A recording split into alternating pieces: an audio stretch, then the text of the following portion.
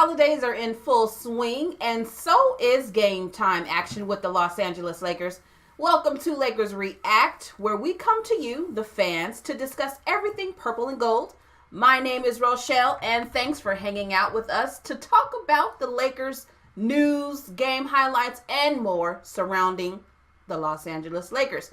Now, each week joining me, I have my buddy right here, Franky, in the building. How are you, sir? I'm good, lady. Definitely ready to get this party started with all of the conversations and feedback that I've seen online regarding our Los Angeles Lakers. It has been a crazy week in the news, to say the least, with fans getting love and players showing love. And we've got you covered right here. If you don't know how we roll with Lakers React, each week we post questions and comments online through Facebook, Twitter, Instagram, and on YouTube. And you can get involved where your comments may be shared right here on Lakers React. So with that said, let's jump into some game time action and how the Lakers fared against opponents this week in the NBA. Heading back to last Friday, the Lakers were on the road again to face the Spurs. When seeing Greg Popovich and the Spurs, you can always prepare yourself for tough games, to say the least. And on this night, the Lakers would fall short facing the Spurs, 133-120. This was a disappointing loss, but considering we at least got one win against the Spurs last week, for now, I won't be too greedy, especially seeing contributions from LeBron scoring 35 points on the night, and Kuzma not far behind with an additional 27 points in the losing effort. In a back-to-back effort, sometimes you never know what to expect from the Lakers, especially after coming off of a loss in San Antonio. As a fan, you keep your hopes up high that the Lakers just show up. And they did that and then some, as the Lakers knocked off the Memphis Grizzlies 111-88. Now, with this game, it was not so much about the game, but a player showing love to a fan. That player was LeBron James, who was seen gifting a pair of LeBrons to a Memphis Grizzlies ball girl, who was then seen walking away in tears. When asked by the media what took place, LeBron commented, "Every year I've come here, she's always worn a very exclusive pair of my shoes, and I've always noticed it, and I've never said anything to her," James explained.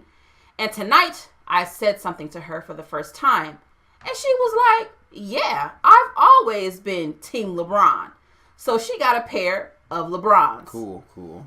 All in all, this was a very cool gesture from the king himself during the season of giving. All right. Discussing another story that came out of Monday night's matchup with the Los Angeles Lakers versus the Miami Heat was not just about the Lakers winning 108-105 or LeBron and Dwayne Wade's last game facing each other. This one was the influence Dwayne Wade had on another member of the Lakers' young core, Josh Hart. We talked about how in Memphis, LeBron James made news for gifting a pair of his LeBron James shoes to a ball girl. And tonight, Josh Hart got the chance to play fanboy, matching up against one of his idols on the court growing up, Dwayne Wade. Josh had this to say, "I mean, he was my favorite player growing up. The reason why I wear number 3. He's my role model. This game was crazy. I was able to match up with him a lot down the stretch and in the second half. It was a dream come true." Lady, I know you love this story. What are your thoughts? Well, this was another very kind and heartwarming story. I think we sometimes forget that even though our favorite players are in the game, they have other players who helped influence them wanting to reach out to the league and talk to them about how they play today. The end game of gifting the shoes from Dwayne to Josh, telling him that he reminded him of himself, in my mind, will definitely stick out with Josh and hopefully energize him to be an even better ball player. There is nothing like a 2K battle with the best teams of all time being able to test those matchups. But most recently, Hall of Famer Shaquille O'Neal chimed in on his feelings about the 2000-2001 Lakers' chances against today's current Golden State Warriors roster. When reviewing comments from Shaquille O'Neal, what he told USA Today was, "I think we'd easily win." Other people might feel different, they meaning the Warriors might feel different, but we had one of the best teams of all time in 2001. When we went 15-1 in the playoffs, we would have gone 16-0, but AI, also known as Allen Iverson, went off on us and stepped over Ty Lue. When checking out your thoughts on this matchup, the votes were well in favor of the Lakers coming out victorious, along with a comment from our Lakers sister Antoinette saying Lakers would win 100% every game. Easily. We also had Matthew getting in on the discussion saying, "Hell yes, Shaq is absolutely right. Kobe, Shaq, the Lakers team would destroy this stupid Warriors team. Nobody on the Warriors can stop Shaq, can't guard Shaq either, and no one can stop the Black Mamba either." But that is some of the fan thoughts online. Coming our way with more Laker news, the last few weeks have been a Rondo watch. That is because Rajon Rondo has been out since playing the Portland Trailblazers because after attempting to steal a ball, the veteran point guard ended up breaking his hand. Now, fortunately for the Laker fans, so we thought, we had saw Rondo progressing, sharing with you a few weeks back that he had made it to non-contact drills all the way to contact drills and practicing with the team. Now, in our eyes, it would be no time before he was back, or so we thought. This week, Coach Walton informed the media that Rondo had experienced swelling in his hand. The team was looking to have him back against Houston on Thursday, but that would not take place due to the swelling, and we will have to keep an eye out on Rondo, and he will officially be able to return with a report yesterday saying the swelling has improved. So he might be able to return. Yes, indeed. Okay, we'll see. Checking out another story from the land of the Lakers, Brandon Ingram has been under a bit of criticism this season for his gameplay on the court. Considering the addition of LeBron James to the Los Angeles Lakers, many assume Brandon would definitely benefit from having the king on the court and have a breakout season. Thus far, it hasn't been a work that we've seen so far. It's been a work in progress, and it was addressed during a conversation with Mike Trudell on Laker Voices. And Ingram discussed his recent start to the season and some advice from Magic Johnson with these words. I actually talked to Magic maybe a week ago. I had the same conversation with him about just being patient. He was just telling me, no, it's going to come. With all the work that I put in this summer, just let it come and just let playing be fun or have fun playing basketball. So what are your thoughts on that, bro?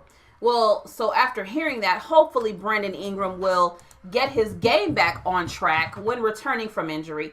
When checking in with you online, as you can see here, we question where you are concerned with the slow start, and the yeses far outweigh the no's. So at least the land of the Laker fans, Ingram still has some time, and hopefully he can be that monster of a baller that many have said he has the potential to be, but time, of course, will tell. Time will tell.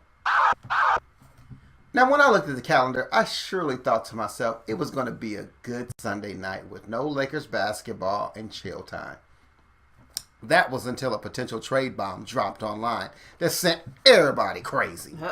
This came with rumors that the Suns and the Los Angeles Lakers were supposedly engaged in trade talks for Trevor Ariza in exchange for Kentavious Caldwell-Pope to a third team, according to ESPN's Adrian Wojnarowski. The Suns are reportedly hoping to land a playmaking guard and get a draft pick in exchange for Ariza. For me, it definitely raised an eyebrow, but of course we had to ask you your thoughts. Adrian talked with us saying, I would love to have him back. Vans was all in with a simple yes. We also had Greg ready for Ariza to return with, yes, it's about championships right now. Yes, sir. Along with Greg, we had him saying, yes, welcome back, LA Lakers. Now, not everybody was ready for this reunion, and we saw this with Why, not in favor of the move, saying Jian Ying should have kept KCP to close out games on free throw line for LBJ. Bad move. Oh. King Zo was not with it at all as well, saying, no, Ariza, a traitor and disloyal. No shaking my MFing head, I guess is what he's saying. This is dumb. Potty mouth? We also had Eric in Stone Cold Steve Austin mode with hell no. Okay. Some interesting thoughts right there. Roshell, what are you thinking? You know, I can see both sides with anticipation and worry about a move like this. Of course, with the trade deadline right at our door, these are the type of stories you will hear, and Ariza is a solid veteran. I am okay with that, and also if the Lakers want to pick up a veteran swingman who can knock down some of these threes at the price of not giving up the best young assets and KCP, then let's do it. Now, of course, all of this means nothing now if the Suns are playing hardball. Like some stories are saying, with the Suns wanting an Ingram, Lonzo, Hart, or Kuzma, but that would be outright stupid for the Lakers to go in that direction, and I mean stupid. With the Lakers feeling and bringing a challenge to many of the opponents they have played this season, we have definitely been impressed. So impressed that although record-wise, it may not show it in the standings, but on the court, talent-wise, definitely making you think. That is where we had questions posted online asking, with the Lakers improving each game and making noise in the West, would you consider them the second best in the West? Now, Ken dropped a comment showing love for the Lakers, saying, not second, but first. With similar comments about the Lakers this season, Antoinette got in on the conversation as well, saying, I say the Lakers are the best in the West. We also had more simplified comments still showing love for the Lakers from Dzan. I hope I got that right. And his comment simply says, yeah. You can also see voting-wise, we asked you to use the thumbs up to vote yes if you agreed to the votes like you see here. Definitely in favor of the Lakers being a dominant force in the West. Needless to say, the Lakers are continuing to become a success and a unit as the season goes on. All right, folks, that is a wrap here on Lakers React, and we enjoyed hanging out with you this week. Any final words, lady? Of course, with me, always, I want to remind you to keep repping that purple and gold. And also, we would love to hear from you online. Lakers React is all about the fans and how you feel about our Los Angeles Lakers. Now, feel free to comment as we post throughout the week on our Facebook fan page, on Instagram and Twitter. There, if you'd like to get involved in the discussion, whether voting on a topic or leaving your comments, we bring those back each week here on our Friday wrap-up to share our love for the purple and gold. Now, as always, it has been a pleasure to talk to you guys, so we will see you all next week.